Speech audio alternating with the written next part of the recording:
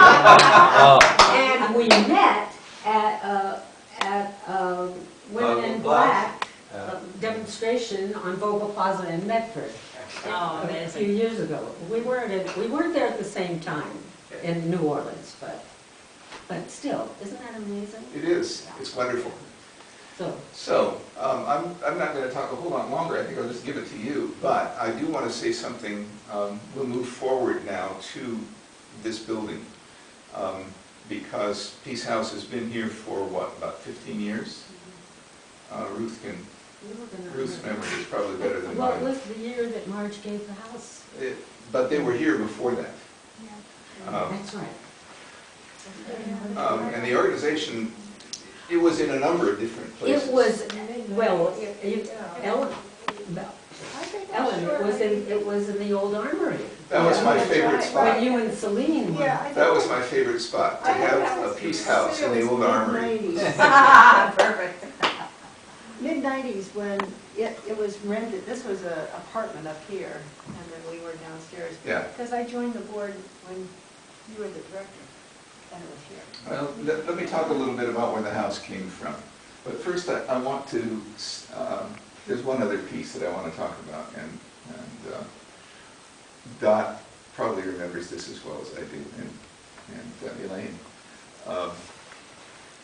When the organization started, it was devoted to, the primary focus was the nuclear arms race. And the newsletter was called Nuclear Reactions. As the mission of the organization broadened, we needed a new name. And there was a contest held to come up with a new name. And somebody, I don't know who actually came up with this, but the bright idea was started that we could have the same name and just drop the first two letters of each word. So you drop NU and you get clear, you drop RE and you get actions, and it became Clear Actions. And maybe Colin has a memory of that. Well, I will stand corrected, but I believe it was Marjorie that came up with that. It could easily be. Yeah. Marjorie is so wrapped up in this story that we need to keep honoring her. Anyway, over the next few months, the UN and the RE slowly faded from the masthead of the newsletter. And it was really fun to watch that happen. Did you do that? No, that's before my time. Colin was the editor, or the layout person that worked closely Right. for many years. I guess it was after that. And just to watch that happen as nuclear reactions slowly became Clear Actions. But I want to get on to the story of this house, and that involves the Quaker meeting. Quakers and Peace House were always working pretty closely together, and Herb is a member of the meeting here. Usually, it turns out there's at least one member of the Peace House board who comes from the Friends meeting, and often it's been the executive director or the head of the chair of the board. Pam is a member.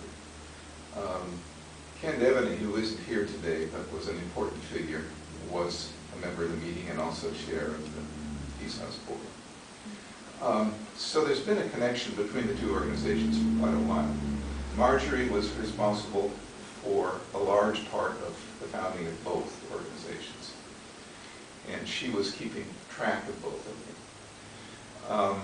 In the early 90s, we were looking for housing for the meeting. And it was clear, well, Marjorie and I were both on the committee to find a new location for the Friends meeting, trying to find a permanent location. And we were going around looking at buildings to possibly buy. And every time we brought one back to the meeting, somebody found a problem with it. It was too expensive, it was too far out of town, it was it was the wrong location in town. There was always, it was too big, it was too small, always something wrong. And Marjorie finally got tired of the process, and she just bought this place. And she announced to the meeting that we could become owners of it when we were ready. In the meantime, she was going to rent it out. She rented the upstairs